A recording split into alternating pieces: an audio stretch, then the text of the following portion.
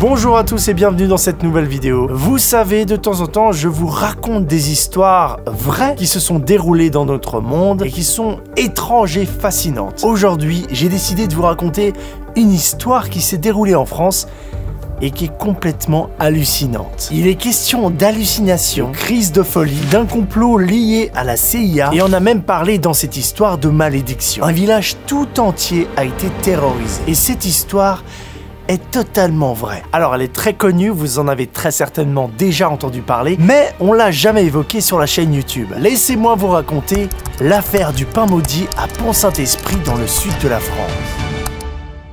Les faits.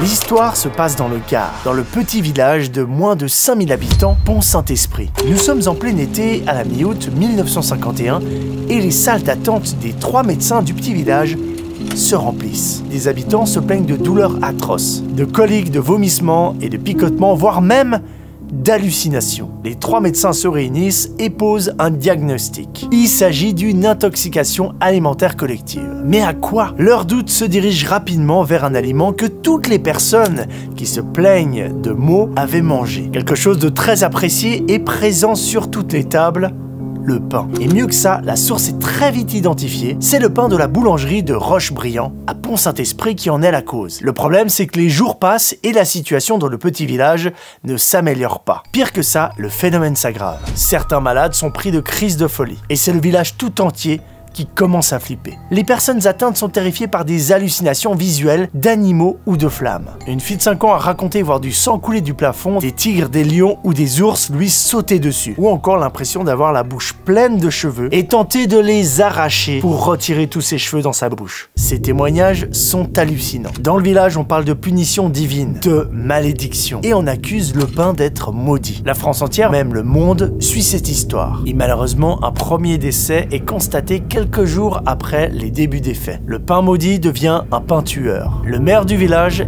décide de fermer les boulangeries. Mais ce n'est pas fini.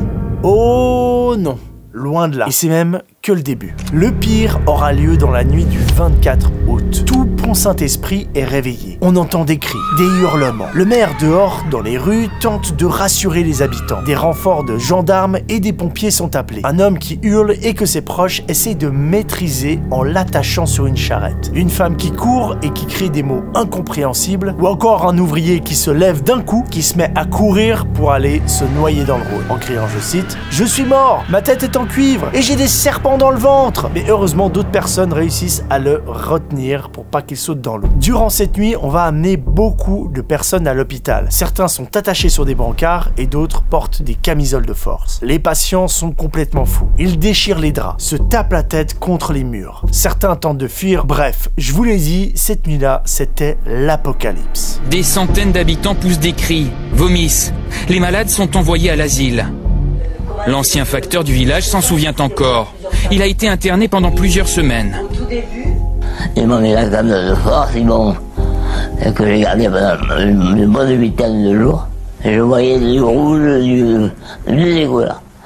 Des serpents, des rats, tous les animaux de la nature un peu. Au total, c'est 300 personnes qui seront touchées. Une trentaine avec des symptômes graves de démence et 7 en sont morts. 2 mois plus tard, la situation est revenue à la normale. C'est quoi ce délire? Que s'est-il passé dans ce petit village? Je vous rappelle que tout ça est vrai. Eh bien, c'est ce que je vais essayer de vous expliquer. Contexte. Je pense qu'il est important de rappeler l'époque et le contexte. Nous sommes en 1951, donc pas longtemps après la fin de la Deuxième Guerre mondiale. La France se reconstruit, mais elle a aussi faim. Parmi les aliments demandés, on a le pain, aliment important à cette époque. Et dans la région de Pont-Saint-Esprit, on avait favorisé les vignes plutôt que le blé. Pour plein de raisons en lien à cette situation, la qualité de la farine n'était pas super bonne dans cette région. Je résume, c'était pas ouf. Avant que des gens se penchent sérieusement sur le cas de ce qui s'était passé vraiment dans le village, de savoir de quoi les gens ont souffert, il y a eu des rumeurs qui se sont propagées très rapidement. Je vous en donne quelques-unes. On a accusé le boulanger, son pâtissier, l'eau des fontaines,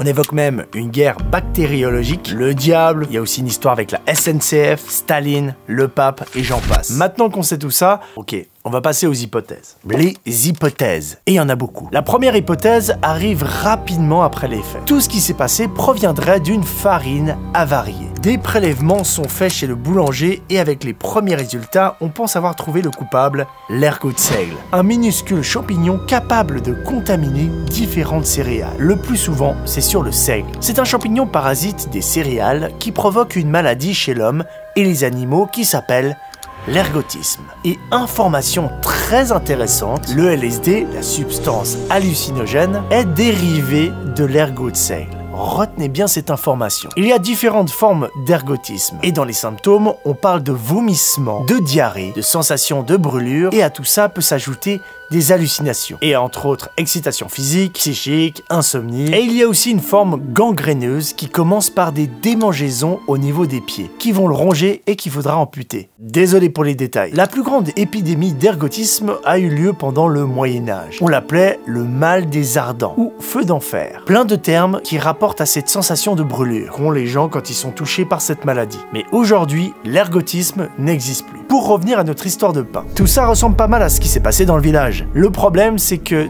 tous les experts internationaux ne partagent pas la thèse de l'ergotisme. Ils ne trouvent aucune trace d'ergot dans les échantillons analysés. Et les doutes s'installent. Beaucoup pensent que c'est l'ergot, sauf que un des médecins de Pont-Saint-Esprit est convaincu que c'est l'ergot de seigle le responsable. Il contacte un professeur de médecine de Montpellier qui fait vite le rapprochement avec les recherches qui se mènent en Suisse dans un laboratoire pharmaceutique, Sandoz. Là-bas, un certain Albert Hofmann a inventé le LSD en 1938, qui est en fait un dérivé synthétique de l'ergot. Et on va faire venir cet Albert Hofmann à Pont-Saint-Esprit, parce que le juge chargé de l'affaire du pain maudit évoque une piste, la contamination criminelle par une forme d'ergotine synthétique très nocive. Hofmann valide la piste de l'ergot ou d'un alcaloïde proche du LSD. Oui, ça ressemble au LSD. Mais après, il se rétracte et dit que les délires à Pont-Saint-Esprit sont différents de ceux du LSD. Non, ce n'est pas le LSD. Les effets viennent directement avec le LSD et pas 3-4 jours après, comme observé dans le village. Mais en parallèle de tout ça, d'autres hypothèses sortent. Dans les années 80, un spécialiste a parlé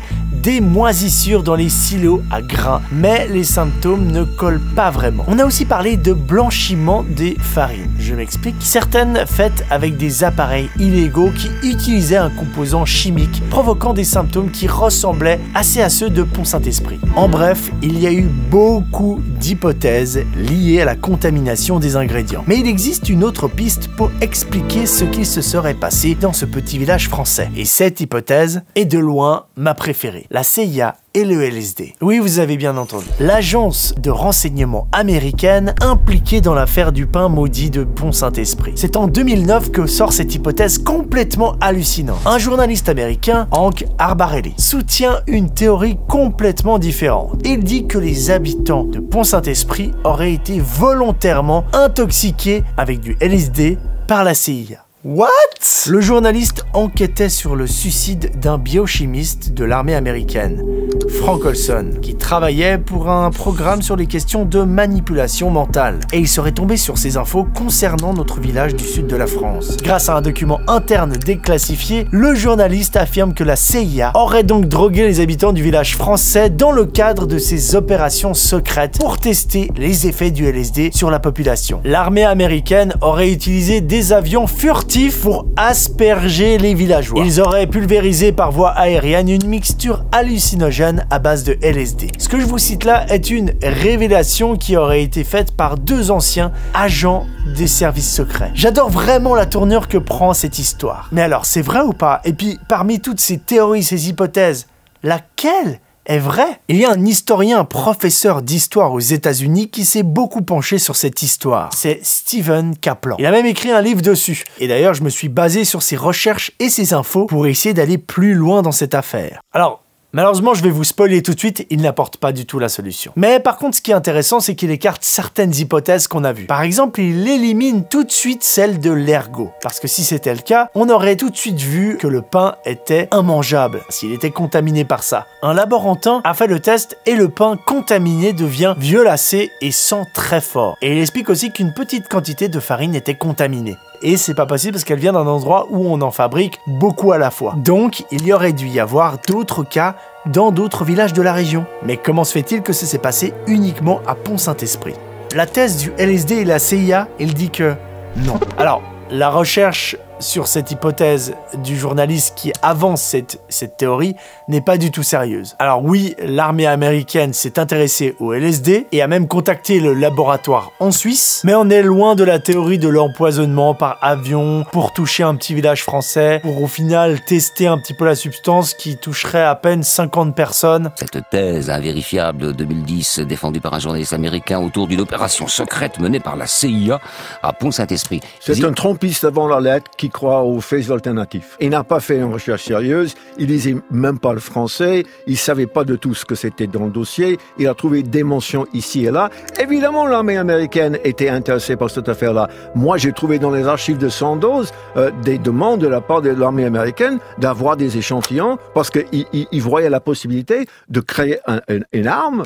La priorité américaine, c'était de rassurer la France, donner le plan Marshall, donner à manger et certainement pas prendre comme champ d'expérience une petite ville qui avait été bombardée par les Américains et détruite à moitié pour empêcher donc la retraite des Allemands. Conclusion. Pour le professeur Kaplan, ça reste une histoire très politique, dans une période tendue comme on a parlé au début. Alors on irait plutôt peut-être sur la farine qui aurait eu de la moisissure, ou la farine de mauvaise qualité qui était blanchie. Du coup, il nous reste la thèse de la farine blanchie et de la moisissure. Sauf que, dans un article du Monde d'il y a quelques années, des spécialistes de l'INRA se penchent plus, eux, sur la théorie de l'ergot de seigle. Bref, c'est incroyable parce qu'aujourd'hui, on n'arrive toujours pas avec certitude, 100%, d'expliquer ce qui s'est passé dans ce petit village. On n'en sait rien. On a des théories, on a des pistes, mais aucune n'est fiable à 100%. Et je crois que c'est ça qui me fascine avec cette histoire.